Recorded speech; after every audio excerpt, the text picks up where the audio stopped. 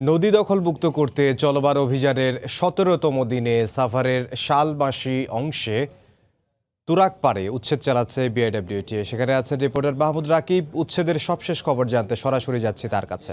রাকিব। ঢাকার চারপাশের নদীর দখল হওয়া জায়গা নদীকে ফিরিয়ে দেওয়ার যে উদ্যোগ, তার আজ ১৭তম দিন। তা আমরা সকাল থেকে দেখেছি তুরাগ পাড়ের সাভার অংশে আজ উচ্ছেদ অভিযান চলছে। আমরা একদম আছি এখন এই মুহূর্তে ঠিক তুরাগ নদীর পাড়ে। আমি একটু আপনাকে দেখাতে চাই এই যে হাউজিংটি, এই হাউজিংটির নাম মূলত হলো আকাশ নীলা রিভার ভিউ হাউজিং, এবং তার পাশের হাউজিংটি হলো সিলিকন সিটি। এবং এখন আপনি যেটি দেখছেন ঠিক তুরাগের অপর পাশে অর্থাৎ মোহাম্মদপুর পাশে এটি হলো ঢাকা উদ্যান।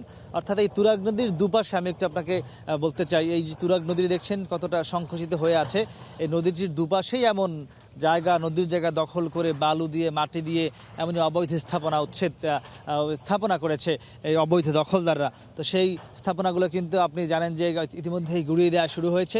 আপনি দেখছেন যে নদীর ঠিক অপর পাশে ঢাকা উদ্যানের যে ভবনগুলো ছিল, প্রায় ৪ থেকে ৫টি ভবন ইতিমধ্যে উচ্ছেদ করা হয়েছে। তার ঠিক একই পাশে তুরাগের দক্ষিণ পাশ অর্থাৎ সাভারের অংশের এই সিলিকন সিটি কিংবা আকাশ নীলা রিভার ভিউ প্রজেক্ট, যেটি এখানেও কিন্তু একটি আমরা দেখছি একটু আগে একটি ৩তলা ভবন গুড়িয়ে দেওয়া হয়েছে।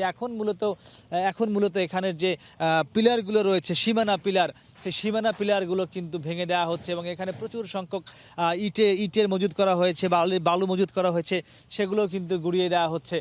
এক কথা আসলে বলতে গেলে এই যে বুড়িগঙ্গা এবং তুরাগের পার, এই যে অবৈধ দখলের যে আসলে কতটা নির্দয়ভাবে মানুষ করেছে তা কিন্তু এইসব জায়গায় না আসলে বোঝা যায় না। একটি নদীকে, একটি বড় নদী, আপনি যদি এই যে এই বরাবর আমি আপনাকে এখন দেখাচ্ছেন, এই কিন্তু সামনে যে গাছগুলো দেখা যাচ্ছে, গাছের পরে কিন্তু নদী, কিন্তু আপনি দেখছেন নদীর জায়গা কিন্তু এসে হঠাৎ করে এই নদীর মধ্যে একটি পেটের মতো তৈরি হয়েছে। অর্থাৎ এটি যে দখল করে করা হয়েছে এই হাউজিংটি, সিলিকন হাউজিং কিংবা আকাশ নীলা হাউজিং, তা কিন্তু খুবই স্পষ্ট।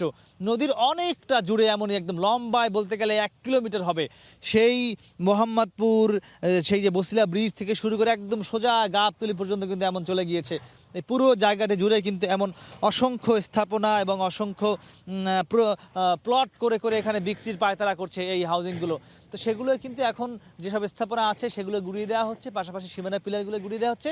এবং বিএডব্লিউটি এর সাফ কথা যে ব্যক্তি মালিকানা হোক কিংবা হাউজিং হোক কিংবা যারই হোক, তারা কিন্তু কাউকেই কোনো ছাড় দেবেন না। তারা যে কোনো মূল্যে নদীর জায়গা নদীকে ফিরিয়ে দিবেন এবং এই জায়গাগুলোকে উচ্ছেদ শেষে নদীকে ফিরিয়ে দেওয়ার জন্য যে মাটি ভরাট করা হয়েছে কিংবা বালু ভরাট করা হয়েছে, সেগুলো খনন করে এই নদীকে প্রশস্ত করা হবে। তো সেই প্রকল্পের কিন্তু কাজ ইতিমধ্যে শুরু হয়েছে, আপনারা জানেন আমিন মোমেন হাউজিংয়ে যেটি শুরু করেছে। তো এই ছিল আমার কাছে এখানকার সবশেষ খবর। ইমদাদ।